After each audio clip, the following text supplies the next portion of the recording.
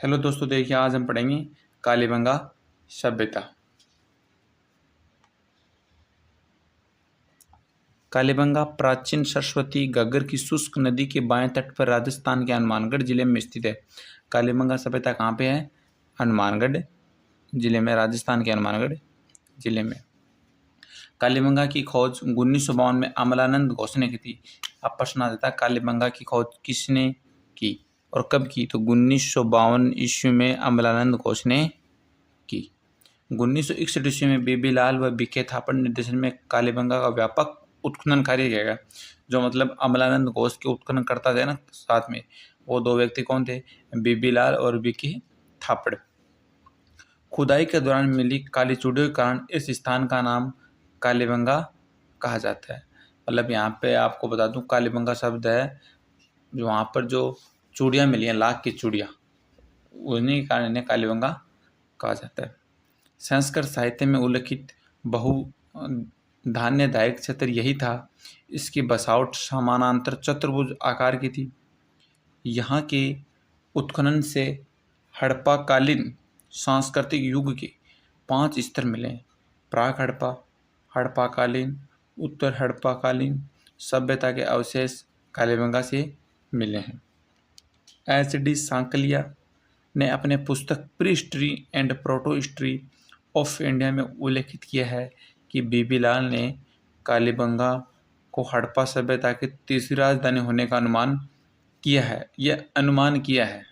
और दशरथ शर्मा ने हड़प्पा कालीबंगा सभ्यता को तीसरी राजधानी कहा था, जबकि इस बुक में नहीं दिया गया है, मैं बता रहा हूँ।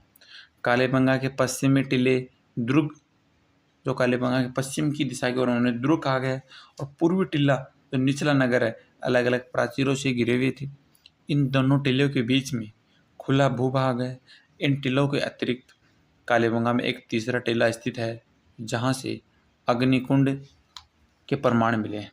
क्या मिले हैं? ये अग्निकुंड के प्रमाण मिले हैं। आपको दिख रहा है ना? अच्छी तरह से देखो, जूम कर लेना नहीं दिखे तो।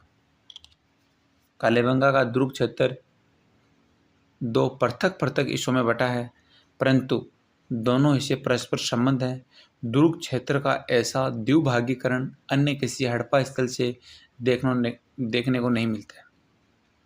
यहाँ के सुरक्षा प्राचीर तथा भवनों के निर्माण में कच्ची ईंटों का प्रयोग किया गया है, इसलिए कालीबंगा को दीनहीन बस्ती कहा गया है। मतलब कालीबंगा सभ्यता के अंदर जितने भी मकान वगैरह हैं, कुछ पहले के रहन सहन के, वो सभी कच्ची ईंटों के बनाए गए हैं। इसी कारण से दीनहीन बस्ती कहते हैं, मतलब गरीब नगरी मानो। व्यवस्थित जल निकासी प्रणाली के अवशेष केवल पश्चिमी दुर्ग टिल्ले से मिले हैं। निचले नगर स्पष्ट जल निकासी प्रणाली व सार्वजनिक नाली व्यवस्था का अभाव दिखाई देता है। कालीबंगा के प्राक हड़प्पा स्तर से जुते हुए खेत के अवशेष मिले हैं। कालीबंगा सभ्यता से हमें जुते हुए खेत के साक्ष्य मिले हैं। तीसरी सहस्त्राब्दी प्राप्त, मतलब इस शताब्दी के अंदर प्राप्त हुए हैं, जो विश्व में प्राचीनतम साक्ष्य, मतलब जुटे हुए खेत के विश्व के अंदर एकदम प्राचीनतम साक्ष्य हैं। यह क्षेत्र दक्षिण पूर्वी दिशा में स्थित था। कालीबंगा से 2 त्रिभुजाकार मरणपट्टिका प्राप्त हुए हैं, जिस पर सिंहयुक्त देवता मानव रूप की प्रतिमा का अंकन हुआ है। मतलब कालीबंगा सभ्यता के अंदर एक जो सिंहयुक्त देवता है, उसकी प्रतिमा भी मिली है। पश्चिमी टीले के दक्षिणी भाग में कच्ची ईंटों से बने चबूतरों की श्रृंखला है, जिस पर मिट्टी की लिपाई की 7 आयताकार अग्निकुंड की कतार मिली है। ये भी एक अनोखी पहला कालीबंगा सभ्यता के अंदर, जहाँ 7 अग्निकुंड के साक्ष्य मिले हैं।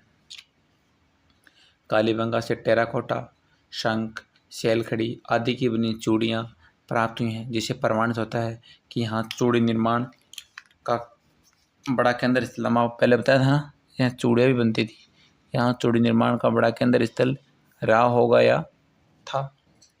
यहाँ पर बच्चे की खोपड़ी मिली है, जिसमें 6 छेद हैं।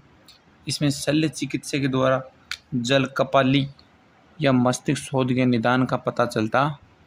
मतलब यहाँ पे जो चिकित्सक भी थे उस टाइम में, विश्व में भूकंप के प्राचीनतम प्रमाण यहीं से प्राप्त हुए हैं। अब क्वेश्चन आ जाएगा, विश्व में भूकंप के प्राचीनतम प्रमाण कहाँ से प्राप्त हुए?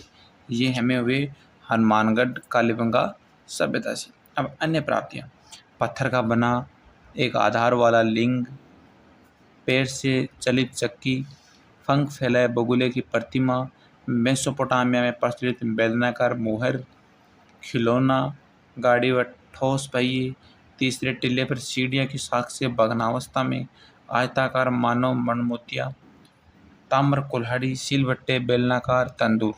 संभवतः घग्गर नदी सूखने से कालीबंगा का विनाश हुआ होगा। अब इसका अनुमान लगाया जाता है कि कालीबंगा सभ्यता विलुप्त कैसे हुई, तो इसका कारण बताया जा रहा है कि घग्गर नदी के सूखने से कालीबंगा का विनाश हुआ होगा। तो धन्यवाद दोस्तों, आपको सभ्यता के बारे में जाने कैसा लगा? आपको अच्छा लगे तो लाइक करें, कमेंट करें, सब्सक्राइब करें। धन्यवाद।